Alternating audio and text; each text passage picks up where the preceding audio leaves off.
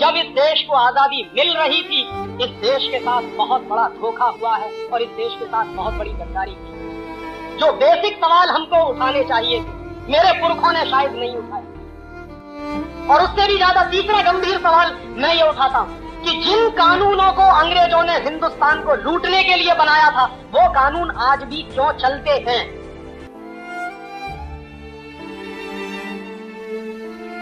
और Indian education act बनाने के पीछे लॉर्ड मैकाले की बहुत स्पष्ट योजना थी। लॉर्ड मैकाले ये कहा करता था कि इस देश को अगर हमेशा हमेशा के लिए गुलाम बनाकर रखना चाहते हो तो हिंदुस्तान की स्वदेशी शिक्षा पद्धति को खत्म करो, उसकी जगह पर अंग्रेजी वाली शिक्षा पद्धति लाओ। तो इस देश में शरीर से हिंदुस्तानी लेकिन दिमाग से अंग्रेज पैदा होंगे, और जो दिमाग से अंग्रेज पैदा होंगे वो इस देश की यूनिवर्सिटी से निकलेंगे और वही लोग शासन करेंगे तो हमारे हित में करेंगे। ये 1858 में 1858 में अंग्रेजी सरकार ने लागू किया ये एक्ट।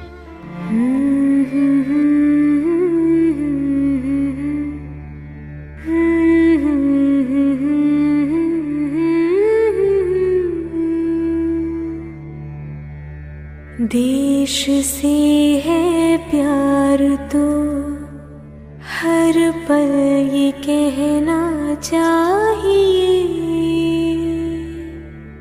मैं रहूं या ना रहूं, भारत ये रहना चाहिए।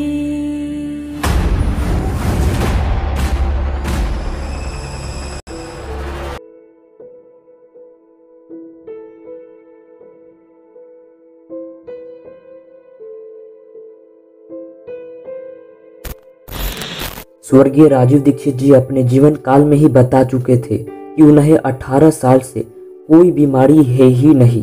वह कोई अंग्रेजी दवा का उपयोग ही नहीं करते थे और न ही डॉक्टर के पास गए थे, तो अचानक उनकी मृत्यु हुई कैसे?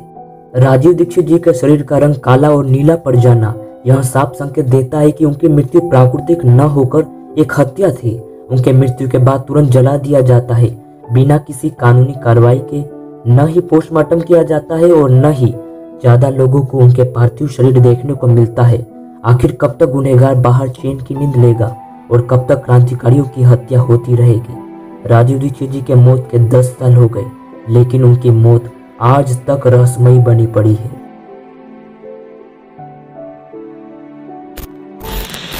राजीव दीक्षित जी का जन्म 30 नवंबर 1967 को उत्तर प्रदेश के अलीगढ़ जिले के नाहा गांव में हुआ था। उनका पूरा नाम राजीव राधाश्याम दीक्षित था।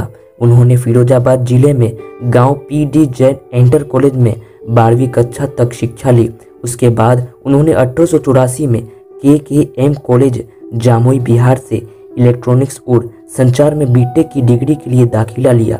लेकिन उनकी मातृभूमि के लिए उनके जुनून ने उन्हें राष्ट्र धर्म के कारण भारतीय संस्कृति और स्वदेशी आंदोलन के लिए उन्होंने उस पढ़ाई को बीच में ही छोड़ दिया, क्योंकि वह जानते थे कि हमारे भारत देश की शिक्षा पद्धति मैकुलों की बनाई गई है, जिसमें विद्यार्थियों को मूर्ख बनाया जाता है। यह शिक्षा पद्धति हमारे भारत देश की संस्कृति को खत्म करने की चाल है।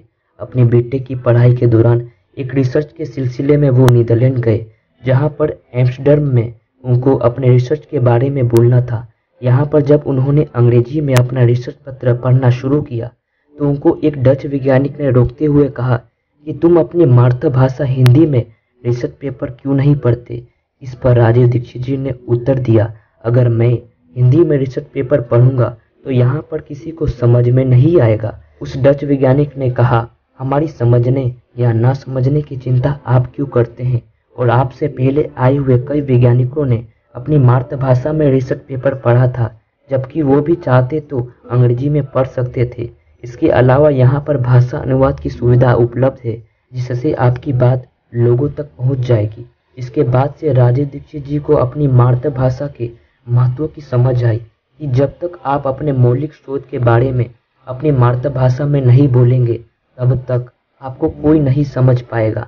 उसके बाद उन्होंने गहन चिंतन किया और हिंदी पर अपनी पकड़ बनाना शुरू किया, क्योंकि बचपन से अंग्रेजी विद्यालयों में पढ़ने की वजह से उनकी आदत अंग्रेजी भाषा की बनी हुई थी।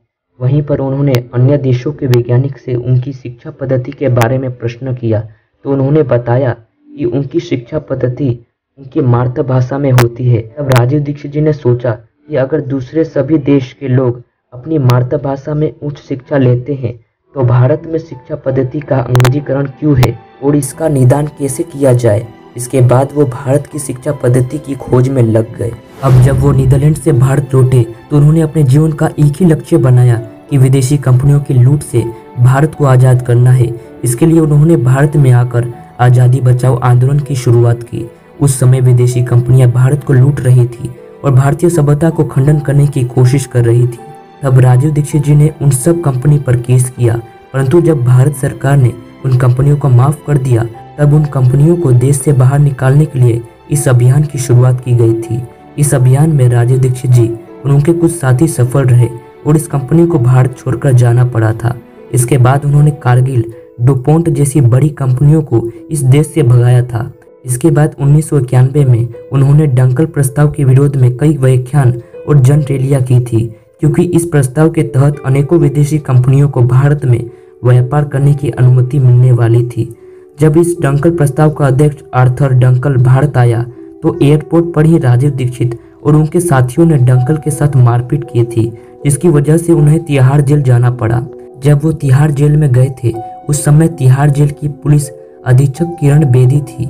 वहां पर जेल में रहते हुए उन्होंने बॉडी मार्क चेक करवाने के लिए कपड़े उतरवाने का नियम का विरोध किया था।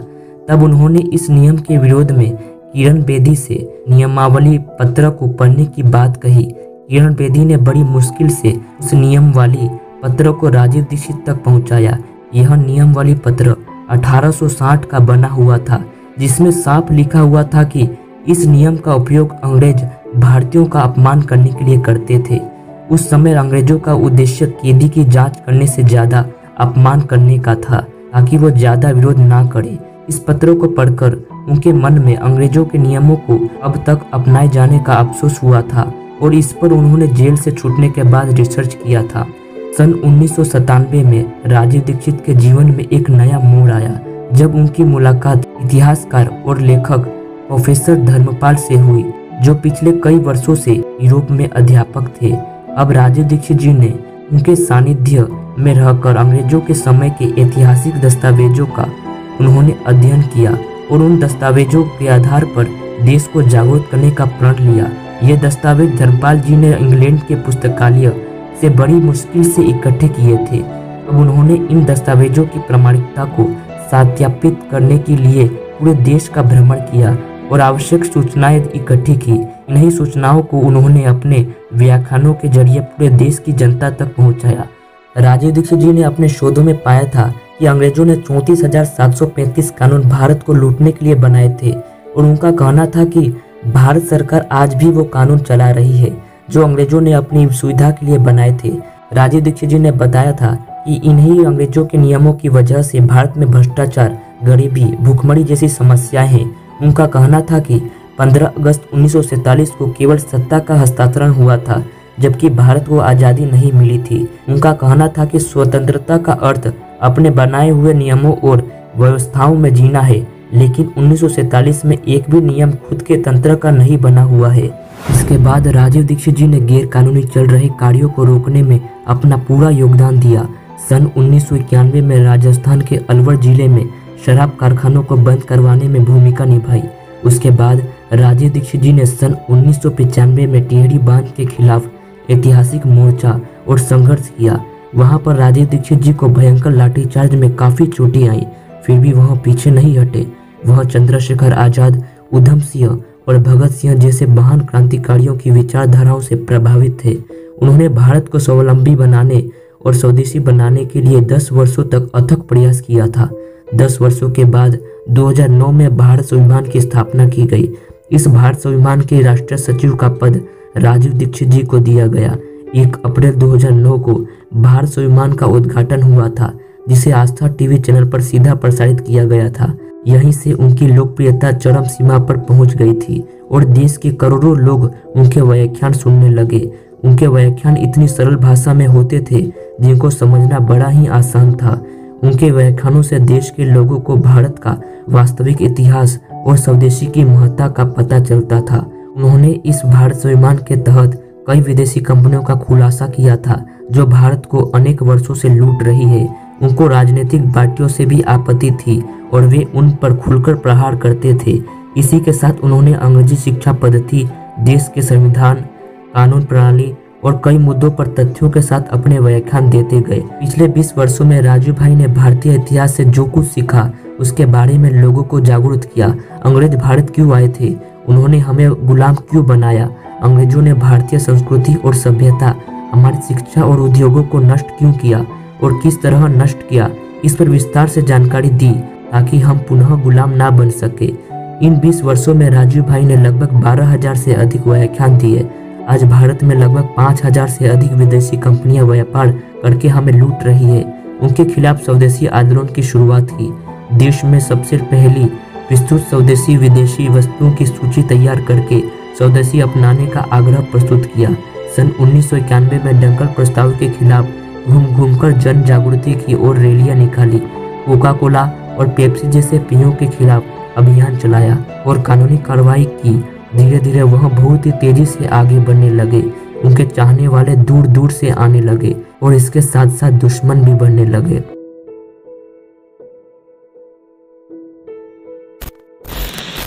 और फिर एक दिन अनहोनी का साया भारत देश पर मंडराने लगा। वह अनहोनी का दिन 30 नवंबर 2010 का था। उस दिन हमारे भारत देश से एक अमर आत्मा का जाने का समय आ गया। दरअसल कुछ दिन राजीव दीक्षित जी भिलाई के दौरे पर निकले थे। अचानक उन्हें दिल का दौरा पड़ने लगा। पहले भिलाई के सरकारी अस्पताल में ले जाया गया, उसके बाद अपोलो BSR अस्पताल में दाखिल कराया गया। उन्हें दिल्ली से जाने की तैयारी की जा रही थी, लेकिन इसी दौरान स्थानीय डॉक्टरों ने उन्हें मृत घोषित कर दिया। लेकिन वह स्वाभाविक मृत्यु नहीं थी, बल्कि किसी ने धोखाधड़ी से हमारे राजीव दीक्षित जी को मौत के घाट उतार दिया था। आप खुद सोचिए, कोई जाना माना वैज्ञानिक हो, कई वर्ष विदेश की प्रयोगशालाओं में बिता चुका हो, APJ अब्दुल कलाम का सहयोगी रह चुका हो, देश भर में घूम घूम कर भारतीयता का मंत्र जगा रहा हो, वह राजीव दीक्षित अचानक छत्तीसगढ़ के भिलाई में दिल का दौरा पड़ने से रायपुर के अपोलो अस्पताल में रात को 10 बजे दम तोड़ देगा, इस पर किसको भरोसा हो सकता है। इसके अलावा पता नहीं क्या सोचकर इस रहस्यमय मृत्यु के बावजूद राजीव दीक्षित जी का पोस्टमार्टम नहीं करवाया गया। हरिद्वार में राजीव दीक्षित जी की अंत्येष्टि के ठीक पहले शोक सभा में खुद स्वामी रामदेव जी ने यही कहा था। उन्हें एक पल के लिए भी विश्वास नहीं हो रहा है कि राजीव दीक्षित जी चले गए हैं। इसलिए देश में राजीव दीक्षित जी के लाखों प्रशंसकों और हजारों जानकारों को विश्वास नहीं हो रहा कि राजीव दीक्षित जी की सहसा और अकाल मृत्यु किसी साजिश का नतीजा नहीं है। यह साजिश करने वाली मल्टीनेशनल कंपनियां भी हो सकती है और इस पर इसलिए ज्यादा एतबार होता है कि आखिर योग और शरीर की हर हरकत के जानकार राजीव दीक्षित अपने शरीर के इस विकार के बारे में कैसे नहीं जान पाए। दिल का दौरा जिन कारणों से पड़ता है उनमें कोकीन, सिगरेट, कोलेस्ट्रॉल, भयानक ठंड, डायबिटीज, ब्लड प्रेशर और मोटापा प्रमुख है। राजीव दीक्षित जी का शरीर भारी जरूर था, लेकिन बाकी किसी भी लक्षण से वे प्रभावित नहीं थे। जहां तक ठंड की बात है तो भिलाई और रायपुर में आज की तारीख में भी एयर कंडीशनर चल रहे हैं। फिर भी अपोलो अस्पताल रायपुर ने औपचारिक रूप से बताया है कि राजीव दीक्षित जी की मृत्यु दिल का दौरा और धड़कन रुक जाने की वजह से रात 12:30 पर हुई। यह किसी डॉक्टर की भाषा नहीं हो सकती। कारण चाहे जो भी हो, आखिरकार सबकी मृत्यु दिल की धड़कन रुकने से ही होती है और कोई भी डॉक्टर दिल का दौरा और कार्डियक असिस्ट एक साथ नहीं बोलता।